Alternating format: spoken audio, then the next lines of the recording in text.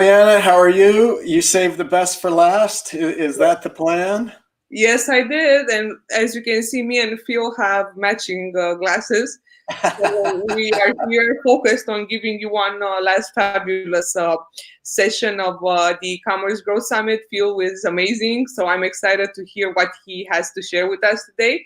He is the founder of ECOMMevents and the producer of live events for the e-commerce industry, including e-commerce day and the Shopee Awards. And a lot of you probably just have been recently involved in e-commerce day because they have one of the biggest events. So Phil is a very, I guess a big influencer when it comes to e-commerce shows, and I feel a bit, it's like feel I'm just, walking on eggs here because I want to make sure, I do a good job. And Hey, I'm you're doing great. It's been a great couple of days, and I'm sure the audience has appreciated it too. Awesome. Well, thank you so much. So we're gonna talk to Phil with Phil about scaling with balance and maintaining the three pillars of e-commerce as you grow. So without further ado, I'm gonna go again in my corner and I'm gonna see you at the QA, Phil. Thank you so much. Hey, thanks, Juliana. Hey, thanks to Valentin and the whole team at ECOMMeVents as well. Again, I participated yesterday as an attendee, like most of you. And a lot of great takeaways, a lot of great content here. So, my hat's off to these guys for helping educate the community. So today, as Juliana said, we're going to talk about scaling with balance, maintaining the three pillars of e-commerce. So I'm going to get into what those are, just in just a small addition to what Juliana just gave in my intro. I've been involved in e-commerce since it was called mail order back in the early 90s. The equation is the same today, and the lessons I learned then from running my own business as well as with other folks apply today. The only difference is the tech. So with that, I'm going to roll right into some slides here. Share my screen.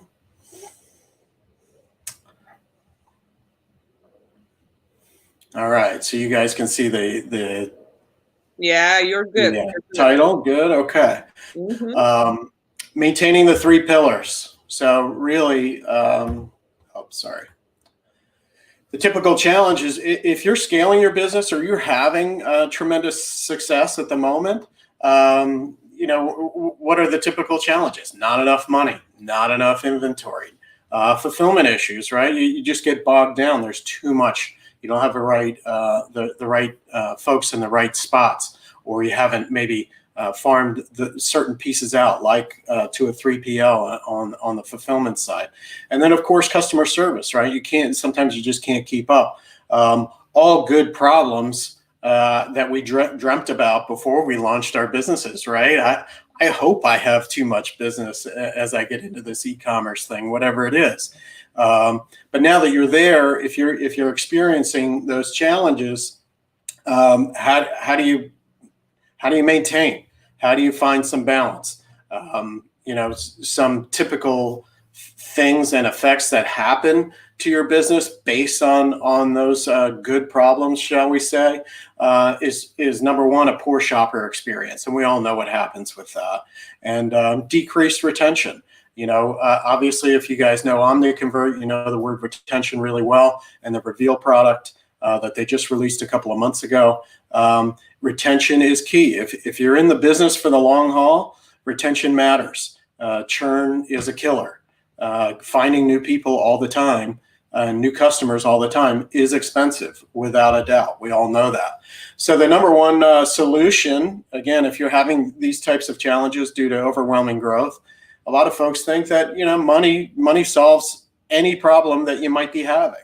And we've all probably in our personal lives outside of our e-commerce life have had situations that maybe that's true. Maybe money did solve a particular issue. But as far as e-commerce goes, money doesn't solve every issue. It doesn't solve every issue. So as we alluded to in the title, we're going to talk about the three pillars of e-commerce. And I'm going to tell you what those three pillars are, and they're going to make sense after a few minutes if you're not familiar with them.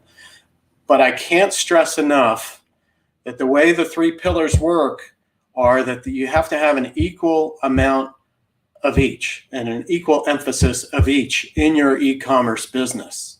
And with that, the three pillars are product, offer, and audience.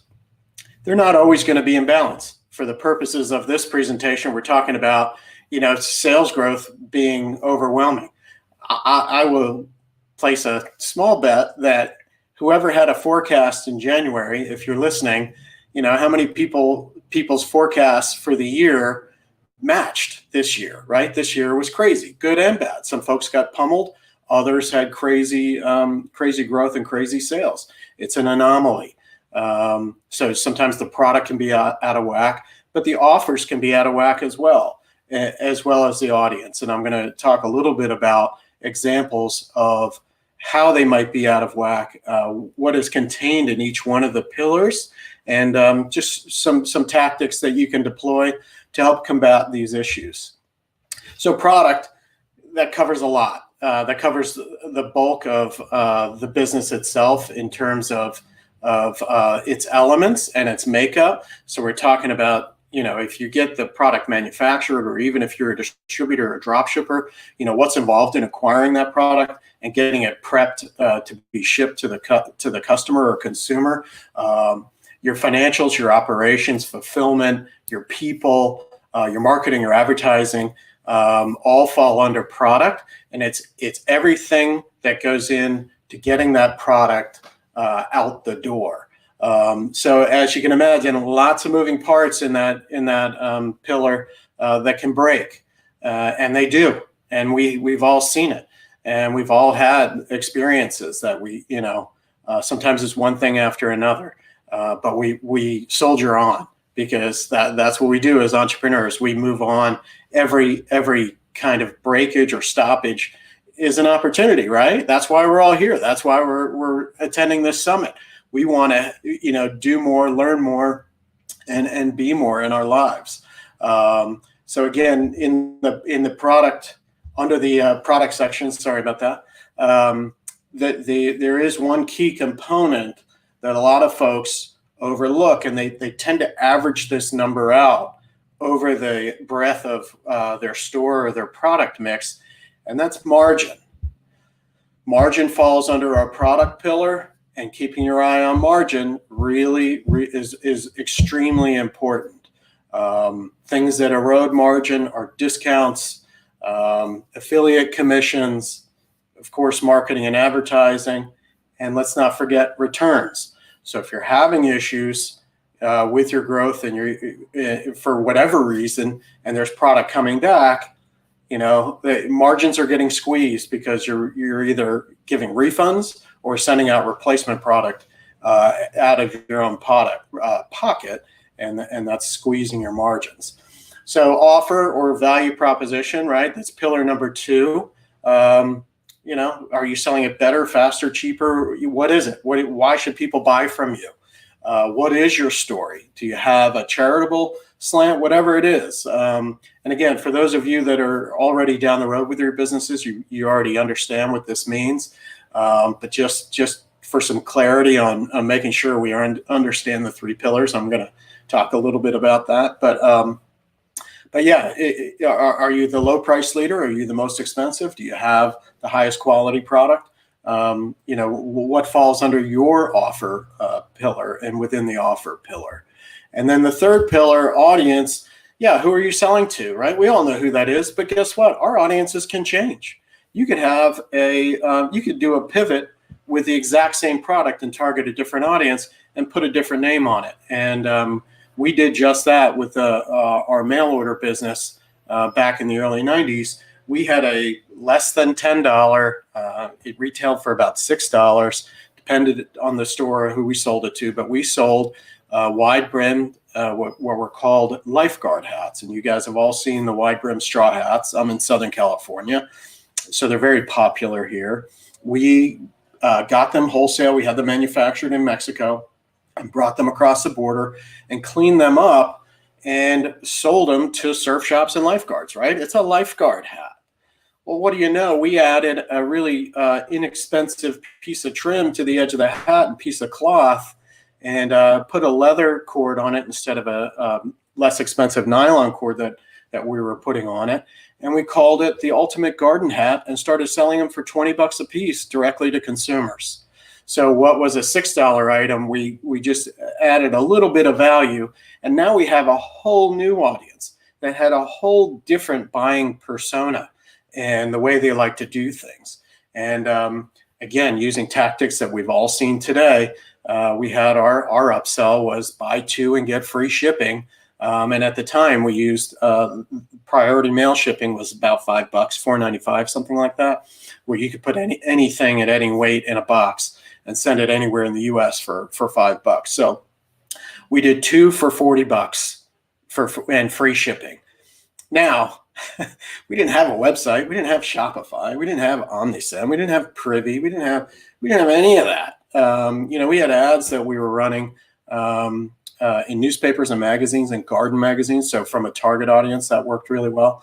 And this is just an aside, but we faced a lot of the challenges that we're talking about here. But we were able to change our audience with it and keep the same product. And that went extremely well. Also with your audience communications, what is your voice and where are the touch points? Where are you talking to that audience? How are you talking to them? Is it just in your advertising? What happens post-purchase, right? We all have those transactional emails built into our stores that automatically say, hey, thanks for your business. But how is that even worded? Is it in your voice? And then what's the follow-up? And what are you saying to your new customers versus your best customers or long-term customers? Or what are you saying to people that spend $10 or $20 and as opposed to people that are spending maybe $100 or more, depending on your product mix? Different voices, right? Different things, different upsell opportunities, of course, with each of those. So challenge number 1, your sales growth is exceeding your expectations, and the product pillar is under duress, and you're having issues either getting product out the door, getting product in the door, right, in the form of inventory, and that could be a financial issue, right, that's preventing you from having that, right? If you sell on Amazon, you don't get those dollars right away. Sometimes there's a hold, and they don't release your dollars to you in a timely fashion. So sometimes you have to go out to a third-party financing solution to fill the gap. Not an impossible situation, but it adds a wrinkle and a potential additional headache to the mix. So if that's going on, one of the simple fixes is adjust your offers, right? If it's coming out of the faucet really fast, then you need to maybe turn off what's turning all these people on and driving so many sales. It could be your affiliate network. It could be pricing. So to consider raising prices when things are booming, that's the time to do it, right? When do you build a sports stadium? It's after winning the Super Bowl, right? Or a baseball stadium, it's after winning the World Series. That money comes a lot easier. So raising prices can come a lot easier when you're flush with a lot of orders. And then again, adjusting your discounts. Has anybody ever gotten a discount on their Apple phone or something at the Apple store? No, they don't discount. They don't make apologies for it. They don't need to. And demand is still insanely crazy, and it has been for 13, 15 years running. They don't discount. Discount has its place. Discounts have its place for sure. I don't want to say that they don't. But you too, if you need to tap your foot on the brake of all the issues that you may be having because you can't get product out the door, adjusting your offers is a simple way to do that across all your channels. Listen to what not only your customers are saying, but your suppliers as well, and anybody that you have a touch point on in your mix. There are other opportunities that may come from it. And again, for us, giving that hat story analogy, right? folks were telling us that they were using it in the garden. That was our key to go find a new audience and to get a higher margin on the exact same product, except for a couple of tweaks. So listening helped us truly open up to at the time, I want to say there was probably 1 million surfers, and targeting surfers at the time wasn't the easiest thing to do. There were a couple of national magazines, and they were limited to the coasts where the actual surfers were and the people that would be buying our hats. Gardeners, it was probably 10 times the audience, if not larger, and a lot of folks in the middle of the country that we could service as well. And again, good spenders. So similar or akin to what Jeff Bezos did in selling books and making that his first foray into e-commerce with books. He understood that people that bought books were a really good customer, high value customer, right? They spent money, they understood quality, they were smart, right? They read books, they bought books. For us, gardeners was the same thing. We were able to move up market to a nicer clientele that had money ready to spend, thanks to listening to how people were using our budget product. If you're having issues, communicate with everybody across the board. Again, back in the day, we had 30 days to get an order in the hands of the buyer. And if we didn't, the FTC had some pretty strict rules at the time that we had to send a notification out, and it went by mail. So it took several days to get the notification. They didn't have email. And but today, right, the expectation is, thanks to Amazon and FedEx and all the great service providers out there, we expect to get it in a couple days or less. And that's fair. And we're conditioned to know that we can get it pretty quickly. So if you're not able to deliver quickly, don't just turn the products off on your store and hope that they go away. Right? We want to talk to them and say, hey, you know what? We're undergoing some inventory issues. We're going to hold your order here, or whatever the case may be, and or get back with us next week when we reopen. And whatever you might be doing, taking pre-orders when the next inventory allotment comes, whatever you might be doing to combat the issue, but communicate what the plan is. Be honest and straightforward, and try and beat the audience to the punch, right? With your messaging. Nobody wants to get canceled on social media, and if you're a small business owner, an e-commerce business owner, the last thing you want are people talking smack on the different channels about how you let them down, or whether it was your fault or not. Nobody needs that. It's just not good for business, and you can combat that with some straightforward communication. So I know that makes sense to you guys. So again, I may be just oversimplifying some of these, but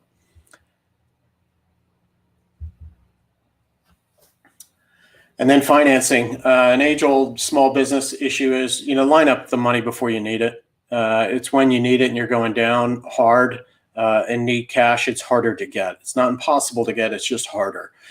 So if you know and you're planning on exponential growth, and you have an advertising plan or a marketing plan that's going to help you ramp up and scale up more than average, get the financing in place first, whether that's inventory financing, advertising financing through the likes of a Clearbank or something like that. Do it ahead of time so you are prepared. So in those instances when money does solve a problem, you've got the money to get that done, add inventory, whatever the case may be. Challenge number 2, if your offers are just, again, driving a lot of sales, and your value proposition has changed for whatever reason.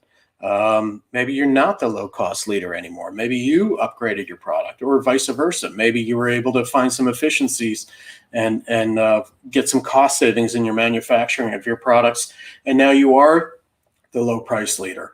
Whatever that is, if your offers are out of whack, and you're not moving enough product, or you are moving too much product, look at adjusting those offers.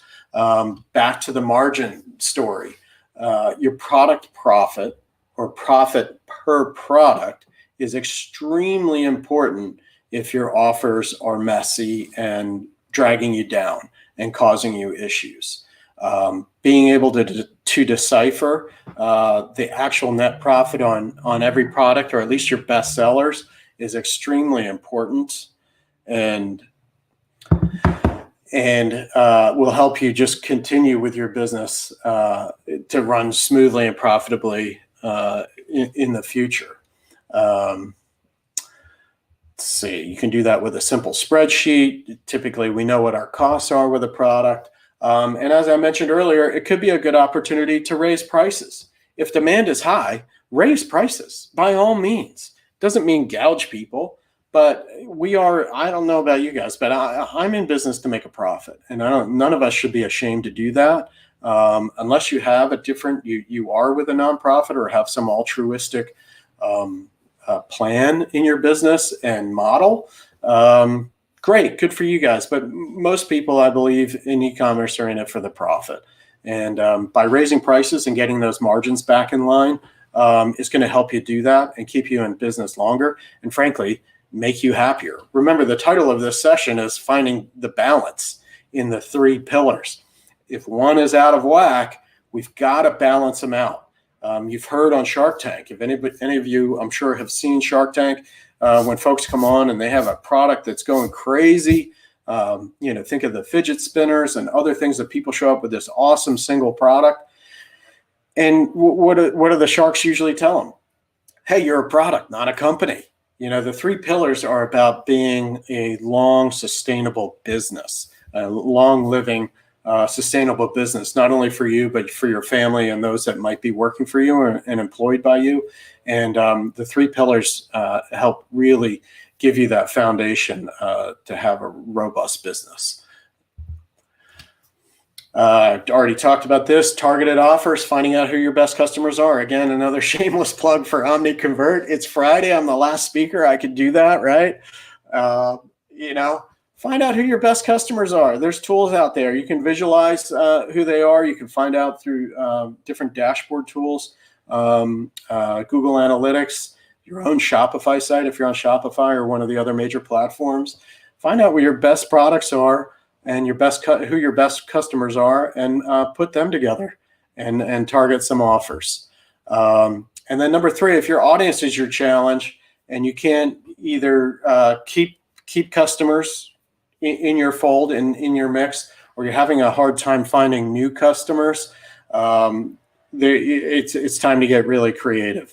The biggest issue I've seen on this front is that maybe the initial target audience was too small. And that's the most common issue I've seen with audiences being a challenge.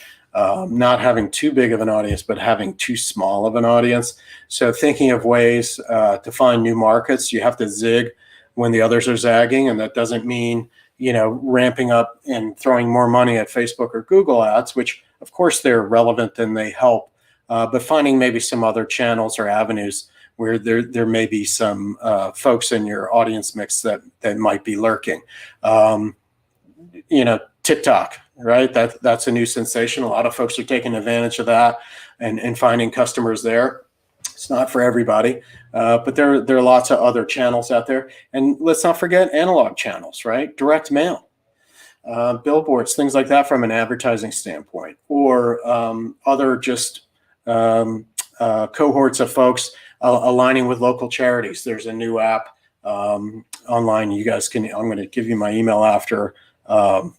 Gosh, I can't remember the name of it, but it pairs your store with a local charity, and you can sort by topic. They have like 1.5 million charities, and you can run local promotions with local charities, and this app helps your store to them, and you can get really creative with the advertising and get some folks to really rally behind your store and your products for the benefit of a particular charity. And you don't have to give away the farm.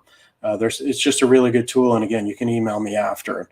I apologize. It's eluding me at the moment. I have it built into a store too. So I apologize. Hey, it's Friday here too, even though it's not 1 a.m. like it is for Juliana. So what is your customer experience? You have to examine that. Again, if your audience, if you don't have the retention rates that you like, and you're constantly having to get new customers, what is the experience that your folks are going through? Put your customer hat on and pretend like you're a customer and really try and be objective.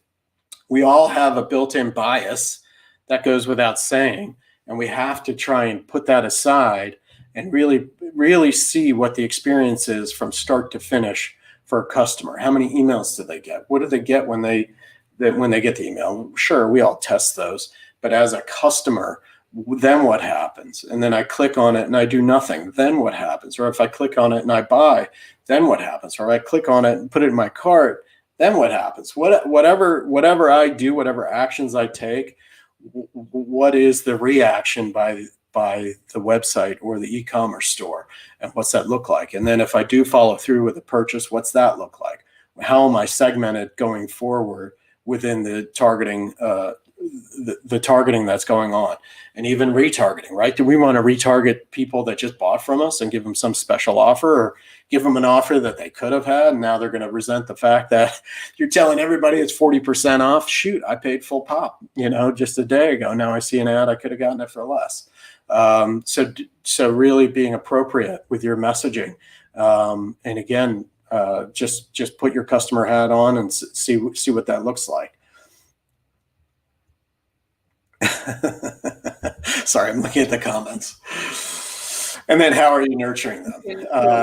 Just wanted to make sure everyone knows I'm still here and I didn't fall asleep. Yeah, I know.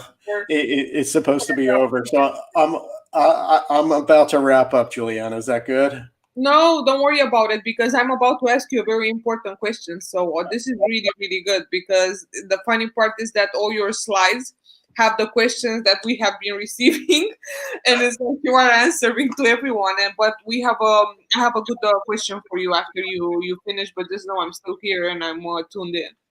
Okay. Well, I'm happy to take your question now if you want. Okay, that's awesome. So I have a question about the customer journey. So basically, people are asking if they are new in the, they're an e-commerce startup, an entrepreneur. They say they don't have enough data to, focus on the customer journey. So what would be your biggest advice for a new brand on how they should treat the customers and how they should probably build the customer journey? That's a really good question. And this really dovetails with with a few different questions, right? It's like, how do I get customers in general, right? Not only how do I get the data, but how do I get and figure out who my audience is, or find product market fit, or whatever the case may be. And I like to tell people, even just go find strangers. Don't ask friends or family, but find strangers, even if you're in line at Starbucks or whatever it might be, or folks that might be potentially your customer, and give them a coupon. And maybe it gives the product for free, but ask them, say, hey, I just need your feedback if you place an order. Now, there's a cost to that, right? But typically it's if you have a $20 item, hopefully it costs you $10 or less, hopefully $5 or less. So really the costs aren't that bad, but you can test with strangers is my answer to that, and find some folks that might be in your cohort or target audience. Don't ask anything of them other than, hey, I'm doing research for my new site. Will you help me out? Here's a coupon. Place an order. Let me know what happened. And then that way you can watch, the store owner can watch from behind the scenes and see what's going on. And you don't need to do that a lot. I mean, even a dozen different orders to different parts of the country, right? How long did that take? Or different countries, even if you have an international component, how long did it take to get there? And what were all the pieces in between? What was the communication? What did DHL send my client from a tracking perspective, or whatever the case may be? But I think even just a small number of free sample orders will help you really fine tune and make that whole back end operation better. So what do you think that, for, I guess, if we stay in the new brands area right now, because we have a lot of entrepreneurs in the audience, let's just say they might be lost in the beginning of, starting a brand in e-commerce, which is, can be super overwhelming. So a lot of them have the tendency to I guess go and find refuge in doing discount campaigns, because they're thinking they cannot attract customers to their store unless they give them discounts. So Yeah. basically, doing discounts from the start, like doing discounts, is always good, because this is how you are Sure. able to attract people. However, what are your thoughts if you are only focused on giving discounts, and that's your only I guess ace that you have? Aren't you educating people to only buy from you if you give a discount? Because then if you go from discounting to full price, you already Right. have educated the audience that you can always go for less. So they don't put necessarily value in what you give. They just are looking to just they're bargain hunters. But at the same Yeah. uh, It's a race to the bottom. yeah, I'm not a to go fan. back to go back to what you were saying concretely earlier, is basically, if you go and engage and communicate these people without segmenting them, you might have like people capable or able to pay in full price to you, and they're always ready to pay full price to you. But if you continue on doing discounts, you will educate them to pay less, but even Right. if they don't want to do it. So what you can probably give us a bit more on that before we finish. Yeah, you're exactly right. It's a common trap that folks fall into, and then they all of a sudden need cash, and they send out an email blast saying, "Hey, guess what? 30% next 2 days," and then the cash comes rolling in, and then they don't hear from people for a long time. I've seen it all too often. One way to convey a discount and let people think that they're getting, and believe that they are getting value for more, is bundling. And we've all seen too, the free shipping offers after a certain threshold.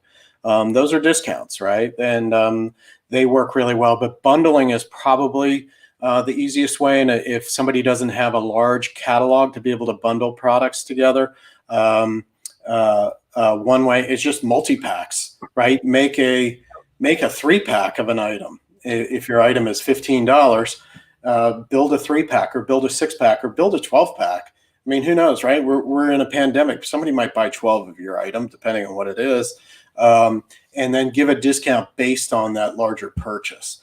So those are easy ways to do it. And then also subscriptions. That's a common thing. If you agree to buy over a certain period of time, I will give you a discount over that period of time. Then you don't need to look out for my emails. You don't have to worry about the sale to then stock up, because I'm going to start cutting those off. So yeah, I've had to wean a few shops off of that bad habit. You look at their analytics and you can just see it correlated with other email blasts on sales. You can see their numbers, and it's just too bad and definitely treacherous. Because it's purely transactional. I guess that's the biggest issue. Someone here in the comments is talking about using customer behavior when creating a persona profile. I say it's bullshit, and I say it's 12 o'clock here. I was just gonna say it as it is. Stop buying personas and buyers personas. That's just imaginative things that you say, that he has blue eyes and likes to take dives in the ocean, and wakes up at 4 a.m. in the morning and posts on LinkedIn that he's doing something. No, I think that's wrong. I think you should focus on buying behavior and looking at how they purchase from you, how often they purchase from you, and what's the relationship, but also listen to them. So qualitative research, as Phil was mentioning earlier in the communication, it's important. So all this buyer persona, I think, just forget about it. Flush it down the drain. It's over. No one does that in e-commerce anymore. Yeah, and more often than not, right? Nobody has like an exclusive product. There is no one unique thing that anybody sells, right? It's usually a variation, and there's usually competitors. So I like to do research on the competitors page, and not only just kind of what they're doing, but also find out the negative. Read the 1-star reviews or 2-star reviews, whether that's on Amazon or their own site if they show them, and find out what other products are people buying, or what other complementary products are people buying, and ask them, like you say, ask them, why are you buying that, or what else would you buy with us normally? You sell them X, but they need X and Y. Just to your point, communication makes all the difference, and just asking folks what they buy, what they want to buy, what they prefer.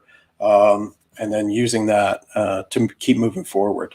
Yeah, I guess we can say that, most marketing decisions and decision making when it comes to who are we selling to are happening in the conference room or the Zoom meeting as of recently.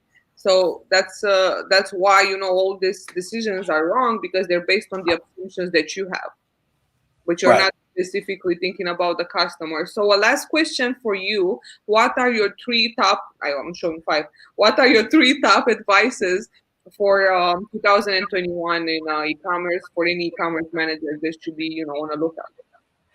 That's a really good question, and I'm going to give some common answers. One is, collect emails all the way as often and as you can, whenever you can.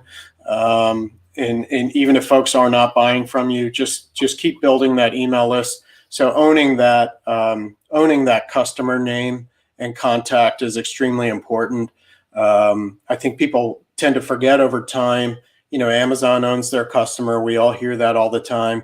But history has shown, especially if you're new in the e-commerce game, over the last even just 10 years, some of the biggest players have changed the rules along the way, and they owned the customer. So Facebook said, "Hey, build a business page and get all these likes, and then when you get 1 million likes or whatever, however many likes you collect for your page, Facebook said, we're going to let you market to those people that liked your page." So what happened? Everybody went out and said, "Hey, like us on Facebook because we want to turn around and market to you."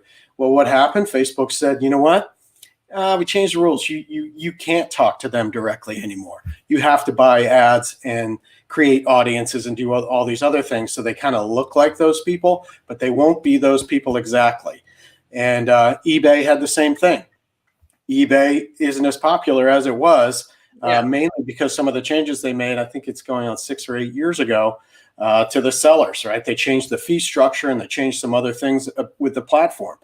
A lot of people are predicting that something like that may happen in the Amazon relationship, right? They own the customer. There's been talk and whatever, or if there's an outage or whatever, there's a lot of risk in that.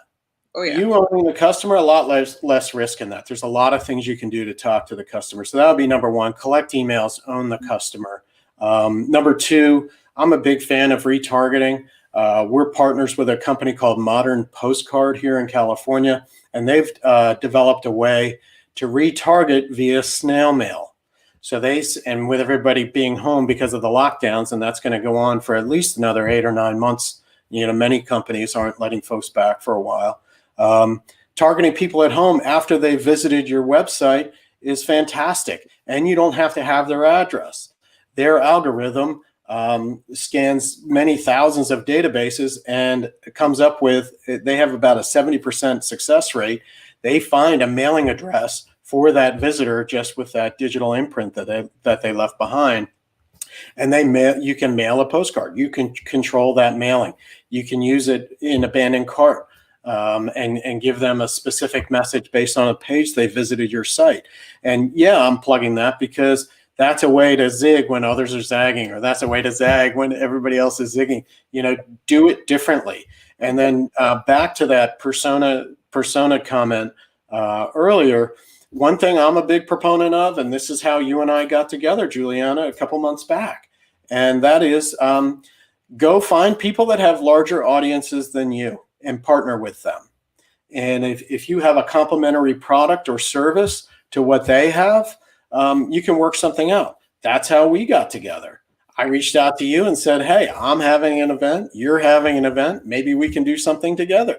Great. You have 4,000 attendees, as I see on my monitor. We had close to 2. So you had a larger audience and folks that you could reach out to. That works in e-commerce as well, and I've seen lots of folks do that. Now, Caro is a newish solution that allows you to cross-sell other people's products, and you almost bring the stores together. So partnerships like that are a way, I think, in 2021 to help the little guy and people that might be straddled because of the pandemic or whatever's going on in their lives. There are ways a lot of different ways to skin this. But owning it definitely starts with owning that customer contact info. And what's number 3? Well, the partnerships was number 3. So sorry. Yeah, making partnerships. Yeah. I agree that it's exactly what Christy was saying earlier in collaborative e-commerce. So basically, it's gonna go like that from 2001, and I agree. 2021, not 2001. I don't want to be in 2001 right now. 1 a.m. in the morning. It's 1 a.m. in the morning. So yeah, it's real. So Phil, thank you so much for your wonderful session, guys. This is the last keynote session we have right now. An ending session of 2 minutes. We just want to give some shouts, say some thank yous. This is Phil's email address on the screen, and I'm gonna give you Phil's LinkedIn too, because I know Phil has great content. Phil's gonna start on LinkedIn is a great tool for everybody. And that's how we connected. So definitely connect with Phil because he has a lot of events coming up. He has a huge one in March coming, Ecom Day. And then he does a lot of webinars that are very valuable for people in e-commerce. So please connect with Phil and get in touch with the latest events from ECOMMevents. Thank you so much, Phil and guys. Hey, thank you, Juliana. Thanks, Valentin, Mara, everybody over there. And you know what? You can get your weekend started, even though it's 1 a.m. on Saturday for you. I'm definitely going to sleep. Just two more minutes, and I'll see you guys in the ending scene. Thank you so much, Phil, and I'll speak to you very soon. Thanks, everybody. Take